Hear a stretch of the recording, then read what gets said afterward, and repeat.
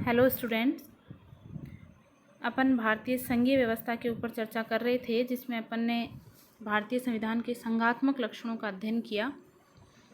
अपन ने देखा कि विश्व के बाकी जो संघात्मक व्यवस्था वाले देश है, जैसे अमेरिका है, कनाडा, बेल्जियम, इन सब से अलग भारतीय संघात्मक व्यवस्था में एक अनूठी विशेषताएं पाई जाती है और इसमें संघात्मक व्यवस्था के लक्षण तो दिखाई देते ही हैं, साथ ही साथ एकात्मक शासन व्यवस्था वाले देशों के समान इसमें लक्षण दिखाई देते हैं। इसीलिए भारतीय संघीय व्यवस्था को अर्ध संघात्मक व्यवस्था कहा जाता है। संघीय व्यवस्था के जो भी लक्षण होते हैं, जैसा कि अपन ने पढ़ा था, चाहे वो संविधान की सर्वोच्चता है, केंद्र और राज्य के बीच में शक्तियों का विभाजन है, स्वतंत्र और सर्वोच्च न्यायपालिका की व्यवस्था की गई है, केंद्रीय विधानमंडल का जो द्वितीय सदन है राज्यसभा, उसको उस सदन बना के उसमें राज्यों को प्रतिनिधित्व दिया गया है। लेकिन उसके बावजूद संविधान द्वारा कुछ ऐसे प्रावधान किए गए हैं जिनसे एकात्मक शासन की भी स्थापना होती है। उन लक्षणों के बारे में अपन चर्चा करेंगे।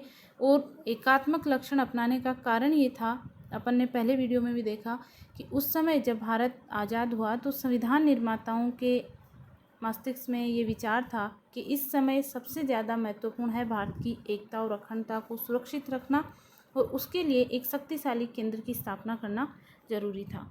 तो अपन देखते हैं कौन कौन से ऐसे लक्षण हैं जो भारतीय संविधान को अर्धसंघीय बनाते हैं। सबसे पहले अपन देखते हैं शक्तियों का वितरण केंद्र के पक्ष में। अपन ने देखा कि शक्तियों का विभाजन किया गया है अनुच्छेद 246 के तहत। जो अनुच्छेद 246 है उसके तहत 3 सूचियां बनाई गई है, और इन 3 सूचियों में संघ सूची है, राज्य सूची है और समवर्ती सूची। इसके अलावा एक कॉलम अवशिष्ट शक्तियों का भी बनाया गया। इन सूचियों में अलग अलग विषय रखे गए और केंद्र सरकार के अलग विषय, राज्य सरकार के अलग विषय, इस तरीके से विभाजन किया गया। लेकिन इस विभाजन को यदि अपन देखें तो इसमें भी केंद्र को प्राथमिकता दी गई है, केंद्र को ज़्यादा अधिकार दिए गए। सबसे पहली बात कि जो भी महत्वपूर्ण विषय देश के वो केंद्र को सौंपे गए। क्षेत्रीय महत्व के जो विषय हैं वही राज्यों को दिए गए। इसके अलावा देखिए कि कुछ विशिष्ट परिस्थितियों में भी संसद जो है वो राज्य सूची के विषयों पर भी कानून बना सकती है। जैसे अनुच्छेद 249 है 249, इसके अनुसार यदि राज्यसभा जो संसद का दूसरा सदन है, उस सदन है, वो यदि अपने उपस्थित और मतदान करने वाले सदस्यों के 2/3 बहुमत से राज्य सूची में वर्णित किसी भी विषय को यदि राष्ट्रीय महत्व का घोषित कर दे तो उसके ऊपर कानून बनाने का अधिकार किसको प्राप्त हो जाता है? संसद को प्राप्त हो जाता है। इसके अलावा देखिए अनुच्छेद 250। अनुच्छेद 250 क्या है कि यदि राष्ट्रीय आपातकाल लागू हो देश में, जो अपने यहाँ पर राष्ट्रपति को आपातकाल लागू करने की शक्ति दी गई है, आपातकाल के प्रावधान किए गए, तो यदि राष्ट्रीय आपातकाल हो तो ऐसी स्थिति में संसद की राज्य सूची में विषयों, जो भी राज्य सूची के विषय हैं, उनके ऊपर कानून बनाने की शक्ति संसद को मिल जाती है। इसके अलावा देखिए अनुच्छेद 252। अनुच्छेद 252 में क्या व्यवस्था की गई है कि जब 2 या 2 से अधिक राज्यों के जो विधानमंडल है वो एक प्रस्ताव पारित कर दे, और प्रस्ताव पारित करके संसद से ये अनुरोध करें कि आप राज्य सूची में वर्णित किसी भी विषय पर क्या बनाएं, इस विषय पर आप कानून का निर्माण करें, तो भी संसद जो है वो राज्य सूची के उस विषय पर कानून का निर्माण कर सकती है। इसके अलावा अपन देखते हैं अनुच्छेद 356। अनुच्छेद 356 क्या है? राज्यों में राष्ट्रपति शासन लागू किया जाता है, जिसके तहत केंद्र सरकार राज्यपाल की रिपोर्ट के आधार पर राष्ट्रपति शासन लागू करती है। तो यदि किसी राज्य में अनुच्छेद 356 के तहत राष्ट्रपति शासन लागू किया गया है तो वहाँ पर भी उस राज्य से संबंधित जो विषय हैं उन पर कानून बनाने का अधिकार किसको प्राप्त हो जाता है? संसद को प्राप्त हो जाता है। इसके अलावा यदि अपन देखें तो अवशिष्ट शक्तियाँ जो है वो किसको सौंपी गई है? अनुच्छेद 248 के अनुसार ये किसको सौंपी गई है? केंद्र को सौंपी गई है। समवर्ती सूची में यदि अपन देखें तो समवर्ती सूची में ये प्रावधान किया गया था कि केंद्र और राज्य दोनों ही सरकारें कानून बना सकती है। लेकिन इसके साथ ही जो एक और प्रावधान है कि यदि मान लीजिए दोनों के विधान में किसी प्रकार का कोई अंतर्विरोध है, मतभेद है, तो ऐसी स्थिति में केंद्र द्वारा बनाया गया कानून जो है वो ही मान्य होगा और उसी को माना जाएगा। तो इस प्रकार शक्तियों के वितरण में भी अपन देखते हैं कि केंद्र को ज़्यादा ताकतवर बनाया गया है, जबकि संघात्मक व्यवस्था वाले जो देश है वहाँ पर केंद्र के बजाय राज्यों को ज़्यादा शक्तियाँ दी गई है। अगला अपन देखें तो राज्य निर्माण में केंद्र की अधिकारिता। देखिए, यदि नया राज्य बनाना हो, वर्तमान जो राज्य है उसके क्षेत्र में, उसकी सीमाओं में या उसके नाम में किसी भी प्रकार का बदलाव करना हो तो ये अधिकार दिया गया है संविधान के अनुच्छेद 3 के अनुसार संसद को। यानी राज्यों का अस्तित्व किसकी इच्छा के ऊपर निर्भर हो गया? केंद्र की इच्छा के ऊपर निर्भर हो गया। हालांकि उस राज्य के विधानमंडल से ऐसा प्रस्ताव भेजा जाता है, उसकी सहमति, लेकिन केंद्र सरकार इसमें सर्वोपरि है, उसके अकॉर्डिंग ही ये कार्य होता है। तो यहाँ भी अपन देखते हैं, जैसे यदि कि एक राज्य का क्षेत्र दूसरे राज्य में मिलाना है, दो राज्यों को मिलाकर कोई नया राज्य बनाना है, किसी भी प्रकार का कोई भी बदलाव करना है, चाहे सीमा में, नाम में, तो ये कार्य संसद कर सकती है। ये भी एकात्मक संविधान का या एकात्मक शासन व्यवस्था का लक्षण है। अगला बिंदु अपन देखते हैं राज्यों के पृथक संविधान का अभाव। ज़्यादातर जो संघात्मक व्यवस्था वाले देश हैं वहाँ पर केंद्र का अपना अलग संविधान, राज्यों के अपने अलग संविधान, यानी दोनों के अलग अलग संविधान होते हैं। लेकिन भारत में राज्यों के लिए और केंद्र के लिए, केंद्र सरकार और राज्य सरकार सबके लिए एक ही संविधान की व्यवस्था की गई है और वही संविधान सर्वोच्च है। दोनों सरकारें, चाहे केंद्र सरकार है, राज्य सरकार है, अपनी शक्तियाँ किससे प्राप्त करती है? संविधान से, एक ही संविधान से प्राप्त करती है और उन संविधान के प्रावधानों को मानने के लिए ये बाध्य भी है। हालांकि मूल संविधान में अभी तक अनुच्छेद 370 के तहत जम्मू कश्मीर राज्य के लिए कुछ विशेष प्रावधान होने के कारण, कुछ विशेष दर्जा उसको प्राप्त होने के कारण अलग संविधान का उल्लेख किया गया था, लेकिन हाल ही में इस अनुच्छेद को भी 370 को क्या कर दिया गया है? समाप्त कर दिया गया है। तो अब ऐसी कोई व्यवस्था नहीं है। तो ये सारे लक्षण भी किसके ऊपर है? एकात्मक संविधान के ऊपर आधारित है। अगला अपन बिंदु देखते हैं संकट काल में एकात्मक शासन। जैसा कि अपने यहाँ आपातकाल की व्यवस्था की गई है, 3 अनुच्छेद इसमें लिखे गए हैं, अनुच्छेद 352, 356 और 360। अनुच्छेद 352 जो है वो युद्ध है, आक्रमण हो जाए भारत के ऊपर या भारत में सशस्त्र विद्रोह हो जाए तो ऐसी स्थिति में राष्ट्रपति द्वारा राष्ट्रीय आपातकाल की घोषणा की जाती है। अनुच्छेद 356 के तहत यदि किसी राज्य में संवैधानिक शासन विफल हो जाए या वहाँ पर संवैधानिक जो व्यवस्था है वो फेल हो जाए, अव्यवस्था फैल जाए, तो वहाँ पर भी राष्ट्रपति शासन लागू किया जा सकता है। अनुच्छेद 360 के तहत यदि देश में घोर वित्तीय संकट पैदा हो जाए, ऐसी स्थिति हो जाए कि वित्तीय संकट आ गया है, तो राष्ट्रपति द्वारा वित्तीय आपातकाल की घोषणा की जा सकती है। तो 3 प्रकार के ये जो आपातकाल की व्यवस्था की गई है, इस काल में भी संपूर्ण जो शक्तियां हैं देश की वो कहाँ चली जाती है? केंद्र के हाथ में चली जाती है और राज्य का संपूर्ण कार्य व्यवस्था केंद्र के अधीन आ जाती है। आप ये मान लीजिए कि यदि ऐसी स्थिति है, संकट काल है, अनुच्छेद 352 लगा हुआ है या 360 लगा हुआ है, तो पूरा देश एकात्मक शासन में तब्दील हो जाता है। 356 में अपन ये देख सकते हैं कि जिस राज्य में लगा हुआ है उस राज्य के विधानमंडल से संबंधित या कानून निर्माण से, कार्यपालिका संबंधी जितनी भी शक्तियाँ वो सारी किसके पास चली जाती है? केंद्र के पास।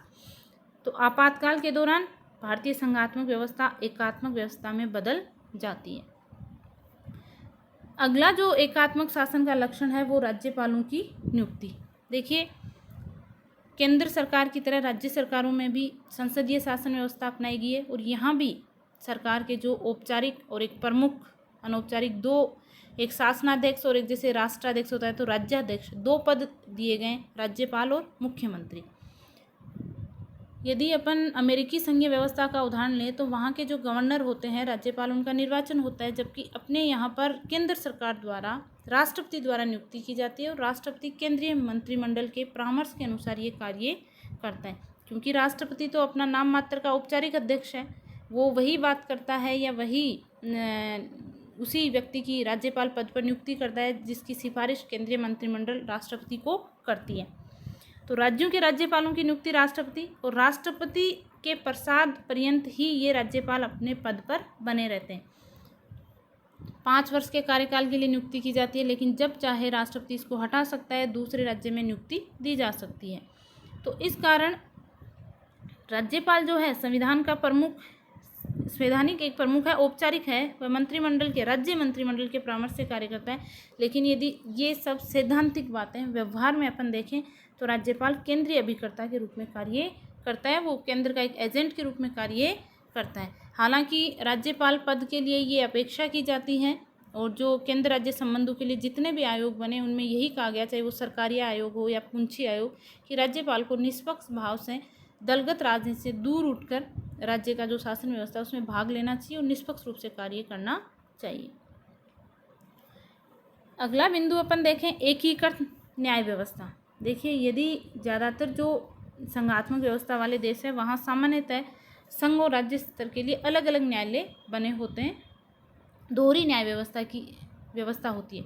लेकिन अपने यहाँ पर एकीकृत न्याय व्यवस्था को अपनाया गया है। न्यायपालिका को एक पिरामिड के रूप में अपनाया गया है, जिसके सर्वोच्च स्तर पर सर्वोच्च न्यायालय है, उससे नीचे उच्च न्यायालय है, फिर जिला न्यायालय है।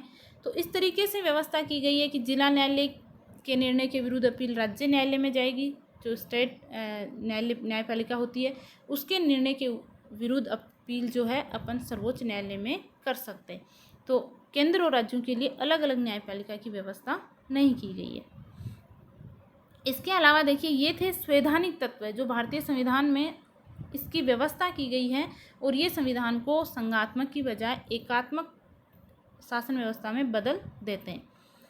संविधान के बाद में कुछ ऐसे ये बनाए गए योजना आयोग है, राष्ट्रीय विकास परिषद है, इनके कारण भी भारतीय संघात्मक व्यवस्था जो है वो एकात्मक शासन में बदल गई। देखिए, 1950 में योजना आयोग का गठन किया गया था, मार्च 1950 में, आर्थिक नियोजन के मामलों में सिफारिश देने के लिए। योजना आयोग का जो अध्यक्ष होता था वो प्रधानमंत्री, और जो अन्य इसके पदाधिकारी होते थे वो केंद्रीय मंत्रिमंडल के सदस्य होते थे। योजना आयोग का कार्य सिर्फ आर्थिक नियोजन के मामलों में सिफारिश देना था, लेकिन योजना आयोग योजना बनाने से लेकर राज्यों के लिए भी योजना बनाएगा। और जो राष्ट्रीय विकास परिषद थी जिसमें राज्यों के मुख्यमंत्री होते थे, और 1952 में इसका गठन किया गया था, और इसका कार्य था योजना आयोग जो भी योजनाएं बनाता है उनकी समीक्षा करना, उनको स्वीकृत करना। लेकिन वास्तव में राष्ट्रीय विकास परिषद राज्यों के मुख्यमंत्रियों से कोई परामर्श नहीं लेती थी, और न ही राज्यों के अकॉर्डिंग किसी प्रकार की योजना का निर्माण किया जाता था, बल्कि योजना आयोग ही संपूर्ण कार्य देखता था। तो इस व्यवहार में इन दोनों संस्थाओं ने क्या किया, भारतीय संघीय ढांचे को प्रभावित किया। कारण ये था कि योजनाओं से संबंधित जो भी नीतियाँ थी, जैसे अपने यहाँ पर पंचवर्षीय योजनाएं बनती थी, और उन पंचवर्षीय योजनाओं के तहत ही केंद्र सरकार राज्य सरकारों को जो भी पैसा देती थी, कितना व्यय होगा, किस सिंचाई पे है, आय व्यय पे है, वो सारा निर्धारण होता था। तो केंद्र की सारी नीतियों का निर्धारण किया जाता था। लेकिन योजना आयोग द्वारा केंद्र को शक्तिशाली बनाया गया, उसको और ज़्यादा शक्तियाँ दी गई। राष्ट्रीय विकास परिषद में यदि अपन देखें तो राज्यों द्वारा शिकायतें जो भी की जाती थी वो मात्र एक औपचारिकता थी, क्योंकि योजना जो बनाई थी, योजना आयोग द्वारा जो योजना बनाई जाती थी वो टॉप टू बॉटम था, ऊपर से नीचे, यानी नीचे से किसी प्रकार का कोई सुझाव, राज्यों से किसी प्रकार के कोई सुझाव नहीं मांगे जाते, बल्कि केंद्र सरकारी योजनाओं का निर्धारण करती थी। इसीलिए कई लोगों ने योजना आयोग को क्या नाम दिया, सुपर कैबिनेट की भी संज्ञा दी, कि योजना आयोग ही वास्तव में कैबिनेट की तरह कार्य कर रहे हैं। हालांकि अभी वर्तमान में अपन यदि देखें तो योजना आयोग को समाप्त कर दिया गया है, और उसकी जगह नीति आयोग